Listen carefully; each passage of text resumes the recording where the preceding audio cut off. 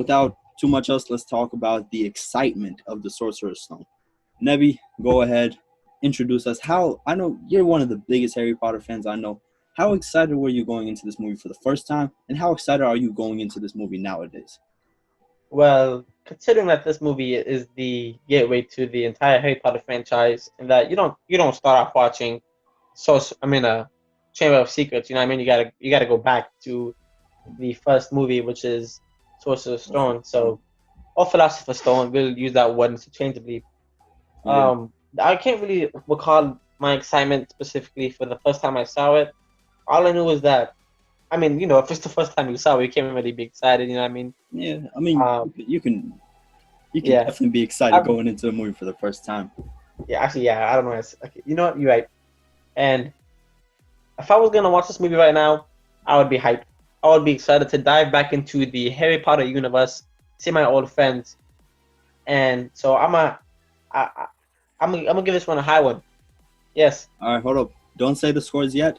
We each have a marker and some paper with us. We're gonna write them down. Blue? Nah, purple. Well, blue game. When I write, it's probably gonna show black anyway. But wait, hold up. You equipped now? Me? Oh no. What happened? I got red on though. What? What you talking about? Yeah, Okay. So we have excitement. You said you're gonna give it a pretty high grade. I have to. No argument here. But how do you feel about this technically being like an origin story for Harry Potter? Would you consider this an origin story? I mean, definitely, yeah. And I know you've been on an origin story rampage. So how does this make you? Yeah, maybe I've changed my mind in previous podcasts since we are going to be posting this a bit late. But I haven't really been that hyped for origin. I haven't been on the good side of origin stories lately, thinking about the original Spider-Man. Kind of hated on it in the Spider-Man podcast. Even the original Iron Man. Even though I really liked that movie, I was kind of hating on it. But the Sorcerer's Stone, it is an origin movie. And I think of it as an origin movie in every way that you can think of it as an origin movie. But it has a vibe of like, you really know this character by the time you get to the end. Some origin stories don't do a great job at that. But this movie, it knows that there's going to be 8 more. I mean, it knows there's going to be, 5, 6. How many movies are there? 2, 4, 6, 8, 7. There are 7 movies, my bad. Oh, shoot. Right. Wait a second. Am I missing something? There's like part 2 of the last one. I forgot to put Order of the Phoenix down here. That's why it was all... Ooh, don't hate on me for that. What is that? I think it's before Half-Blood Prince, right? I thought it was before Deathly Hallows. It is? I don't know. I could probably just look right here. Okay, so we have Deathly Hallows. Order of the Phoenix is 2007. Yeah, it's right before Deathly Hallows. No, it's right before Half-Blood Prince. I was right. Oh, dang. Order of the Phoenix. Come on now. That big of a fan, after all. And then we have Half-Blood Prince.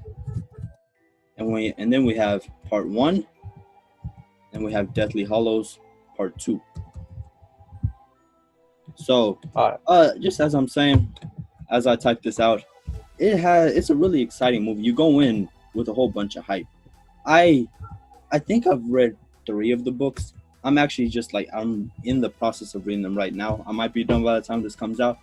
But I do think that the books are better, and that's definitely not an unpopular opinion. But the movies are great. Everyone says that. The Sorcerer's Stone, going into the movie, I think when I was 6, I was supremely excited to watch it for the first time.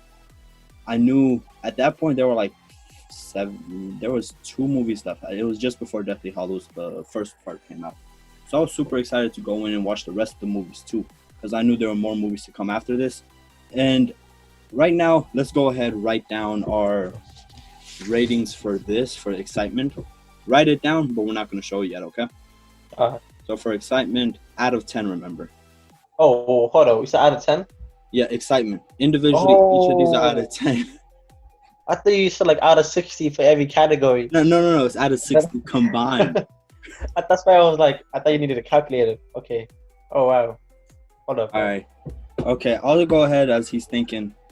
Plotline: The Sorcerer's Stone. The first, what is it, 30 minutes before Harry Potter actually becomes a wizard, or before he actually gets to Hogwarts. I I love those first 30 minutes. It's a scene. I hate the fact that he's getting hated on by what's his family's name? What's the family's name that takes him That, in? I know it's like Dudley. That's one of the The kids. Dudleys, yeah. Oh, okay. I think that might be them. The Dudleys. I mean, this movie does a great job at making us hate the Dudleys. I purely Yeah. hate the entire family. Of course, well, I'll talk about what I think of them later even more. I hate that family, and it just gets me to love Harry Potter so much more by portraying the Dudleys in his life as such pure garbage, Yeah. and showing how much higher that he can get from that point on. The plot line, the first 30 minutes, the build up, it's some of the better exposition that I've ever seen. Exactly. And then once he finally gets to Hogwarts, seeing him run through the wall for the first time at the train station, it really fulfills the hype that it had. It's And it's all important. it's all really nice. And then by the end of the movie, the action is very unprecedented when you think about it. And it delivers on all of the excitement that I had. The plotline works perfectly. I don't think there are many narrative flaws in the movie. Of course, the acting at this point still has a little bit of work to do, but that doesn't Yeah. affect the plotline in any way. Yeah. I mean, yeah, they're like kids. You know what I mean? It's almost like being a kid. Like acting as a kid, acting bad would be like a good thing almost. You know what I mean? Because kids wouldn't be good actors almost. You know what I mean? I don't know. You Also, one know, thing I'll say, yeah. yeah, go ahead. One thing I'll say about Sorcerer's Stone. Are we talking about the plot now? What'd you say? Are we talking about the plot? Yeah. All right. Let me say this. This is one theory. I gotta give Dudley family some slack. You know how Harry Potter's a Hogwarts, right? Hmm. So you know how like Hogwarts is in the end of the movie. We find that like if you're around one, you turn angry, like what happened to Ron when he had them like Hogwarts on Oh, his necklace. yeah. So Harry Potter, we learned that he was a Hogwarts, right? Hmm. So if the Dudley family had him around for like years, no wonder they're like so evil almost, or like hate him because Oh, yeah, yeah. yeah. Oh, Nebby theories. Oh, so many I didn't different. come up with that theory, unfortunately, but yes, I heard that That's theory, and that's that's a good one. Harry yeah. Potter himself is one of the Horcruxes, and he had to. Well, we'll get more into that later on. I'm starting to get ahead of myself. This Yeah. is such a great franchise, and um, I'll go ahead. Let's write down our scores for the plot line. Remember, out of 10. First one, I'm gonna give it a. Alright. Okay, now let's go into the pacing. I'll let you go ahead and start off with the pacing. Yeah, were there any parts of the movie that felt kind of slow to you? Especially a movie like this where everything is new. I don't think anything was slow. I mean, they introduced the Wizarding World pretty well. I think they introduced the character dynamic and they made a villain out of what's his name? What's the bad guy? Not the bad guy, but like the annoying kid, Oh, Draco Malfoy. Draco Malfoy. Yeah. Yeah, and like Just yeah, this movie. I know. Once again, I've been hating on here origin stories. It just does such a great job that it's almost impossible to hate on this origin story. It builds up on so many different characters all at once. Everybody is just loving on Marvel nowadays for doing such an amazing job with the cinematic universe. But think about it though. When it comes to Marvel, it wasn't all pre-planned. Harry Potter, you knew it was pre-planned. And they still did a great job with every single movie. They did an amazing job with the build-up, the character build-up, and then going on from there, we'll get more into that. But they just do an amazing job throughout the entire franchise. I just can't love on this franchise enough. yeah, But and you know, yeah. go ahead and say your thing before I get into my I book. was, I just want to say, bro, the actors they couldn't have chosen better actors. They grew up to become the character. You know what I mean? I mean that's also something that's pretty bad for the actors. When you look at any of these actors, you think, oh, that's the kid from Harry Potter. You can't, Yeah, and that might just ruin their careers a little bit because this is also what kind of happened to Tobey Maguire. You're like, oh, that's Spider-Man. He can't be anybody else. yeah. And you I mean, just, Harry has done some stuff. You know, he's played like villains, and he's been in some like Daniel Radcliffe. He's been in. Have you seen? He was in this one like devil movie. You know, it was like really distinct from Harry Potter. If you see that movie, it's like I saw it. I don't know what it's called, but it really takes off. It it's not Harry Potter. That's all I'm gonna say. But yeah, pacing. I think pacing is good. What do you think, Dominic? What'd you say? I think the pacing is well formed. Okay, but when it comes to me, I have to say, pacing wise, the movie is longer than it should be. It's what is it? It's 2 hours and 30 minutes, and even though the first 30 minutes feel like they go by like great, like really quickly, and they just engulf me in the cinematic universe.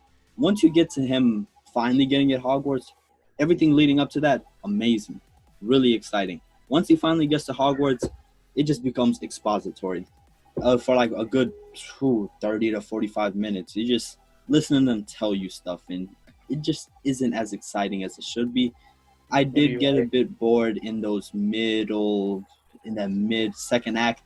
First act, third act, amazing pacing, kept me engulfed in the movie the whole time. Second act needs some work though.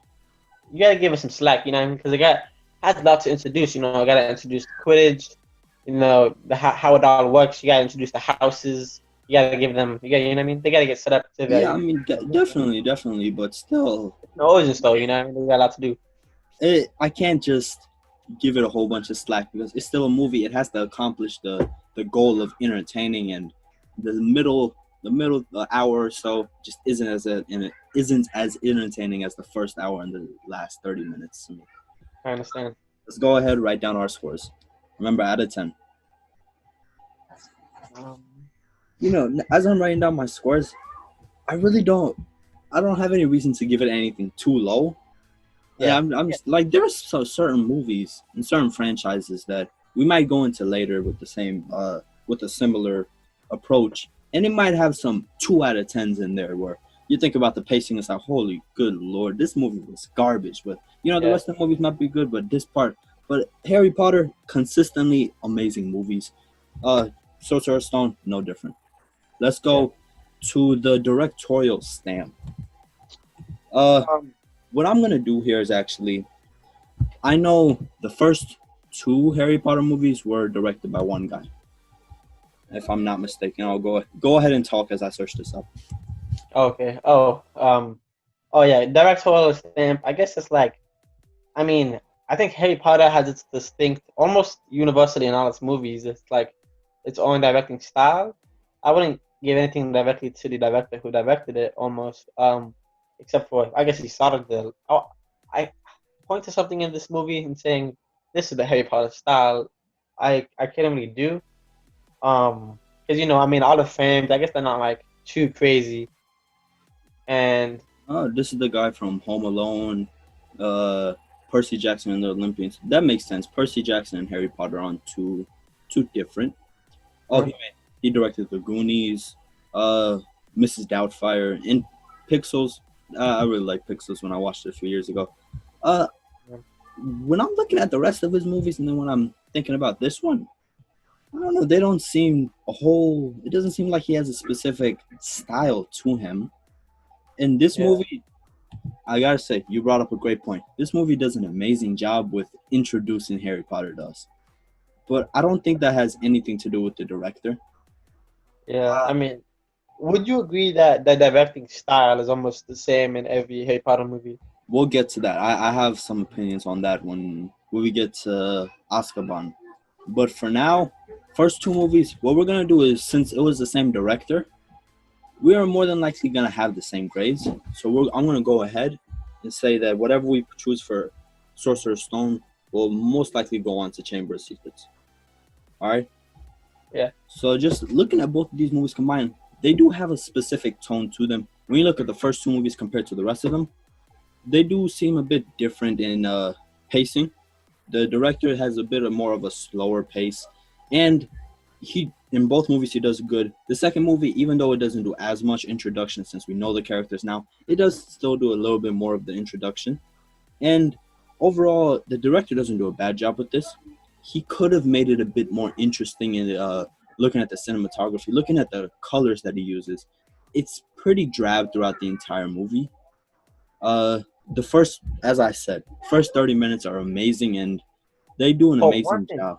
Go ahead, man. Go one ahead. thing I can remember about watching these movies is when they would show the eating room, the dining hall, they might have called it. I guess how I guess I like how high up the camera starts would be, and it would show everything. You know what I mean? I guess it wasn't that bad. It accomplished everything it wanted almost. Well, when it comes to that, I do agree. The cinematography he chooses is pretty nice, but that's also kind of film school 101. Yeah. It's And if this, you're gonna yeah, uh-huh. this is like the basic underlying thing that they did in Harry Potter, which is they did everything they wanted, but Hmm. maybe they didn't want to do enough with the camera stuff. You know what I mean? But I Yeah, think everything they wanted to do, they got it good. I just feel like as I said earlier, it's a bit restricted by the necessary expository that the movie has to do. It's still supremely fun in most parts, but at some parts the exposition aspect just overruns the excitement of the movie and how enjoyable it is at some points. Let's go ahead. What do you think of the directorial stamp out of 10? And remember, this will probably also go on to the Chamber of Secrets, unless we think of something amazing that he did in that But movie after that the really Chamber of changes. Secrets, though, I think when especially they're doing the chase scene with the snake and Harry, Hmm. there was some stuff that they did there with the camera. I mean, of course, but once again, now I'm just thinking back to it in the final battle in that scene in that movie. It just isn't. It's nothing revolutionary. It's still mainly basic stuff. You follow Harry. I will say there's a few shots when he is actually fighting the snake in the what is it called? Uh, in the The place, the actual room. Is it the like a Chamber what? of Secrets. No, yeah, the chamber, but like inside the chamber where the water is, Yeah, like the tunnels. the tunnels. Where when at that point the cinematography and just the overall directing of that scene does make it a lot funner than some directors might make it. But there's nothing specific about these movies that make it higher up than the other movies when it comes to directors. I'll go ahead. I know what I'm gonna give it for directorial stamp. Let's vote Oh, out of 10. Remember, it doesn't have to be a whole number. You can go with 0.5s if you're just split oh. between two, but don't go with anything like 6.25, 1.15. Don't go anything like that. Uh, and then the last one, critical payoff. Actually, yeah, I forget to do Critical that. payoff. Okay, I'll start off here. I really don't have any complaints. I don't Yeah, think that I went in with some world ending Avengers Endgame style, I need this type of payoff. But I came out fairly happy. it I came out. I had a good time watching the movie. It accomplished everything that I wanted to accomplish. Yeah, that's the main theme almost of Yeah. these movies. Um, you payoff I think is wanting to see more, and it definitely made me want to see more of this character and all of his friends. So yeah, I think payoff speaks for itself. Yeah, I don't really have much else to say. Let's just go ahead and vote for payoff.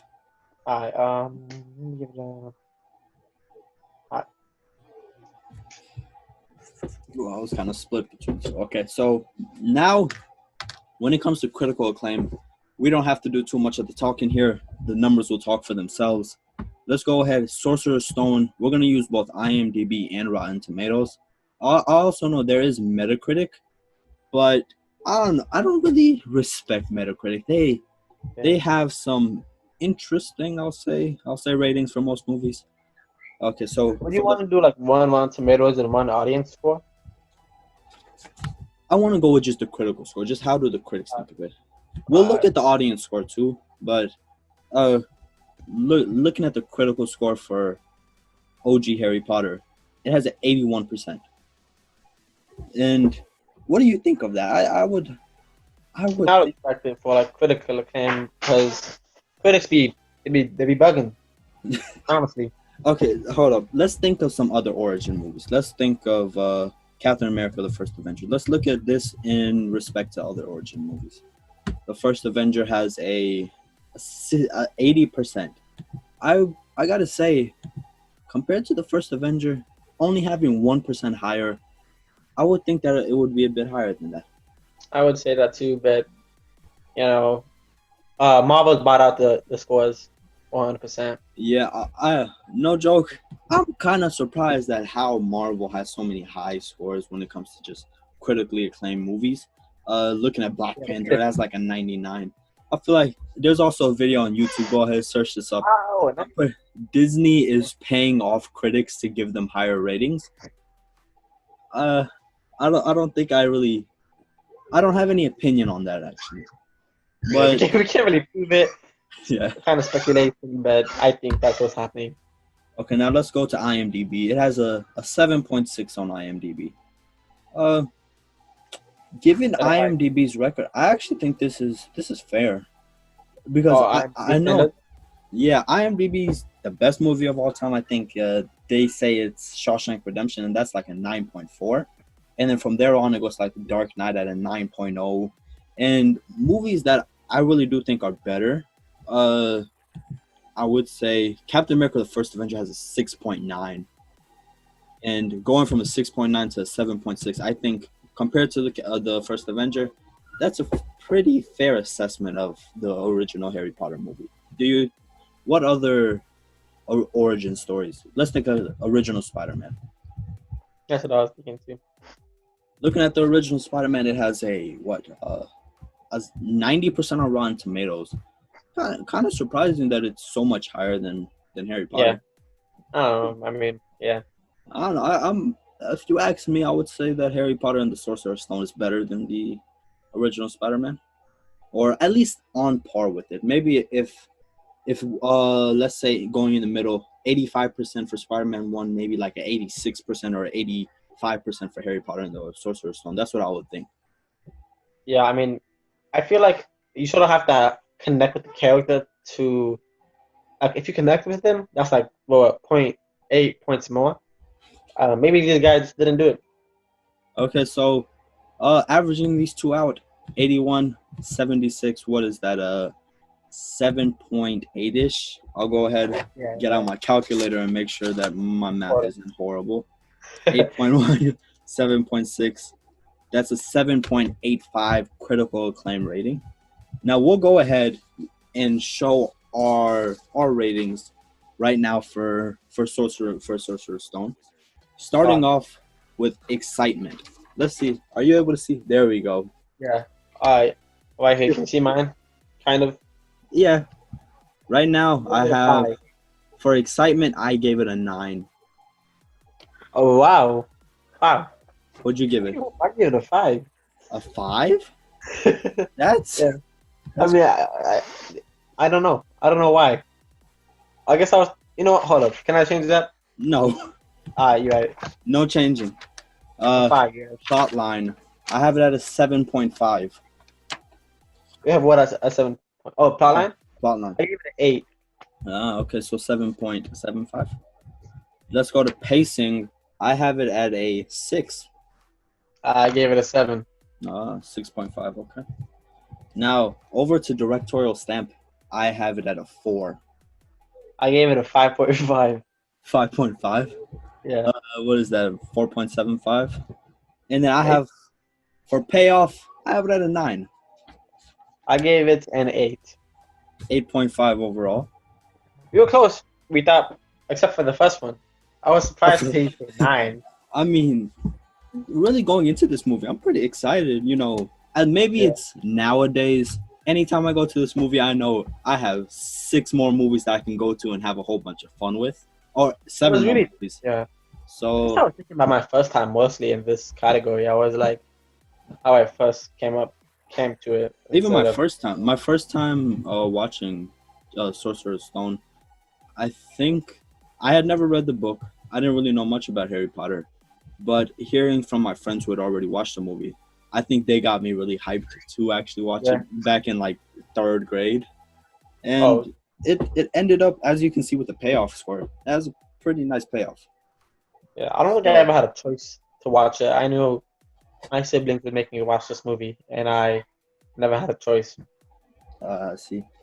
But it's one of your favorite movies ever, isn't it? Yeah, I'm glad about that.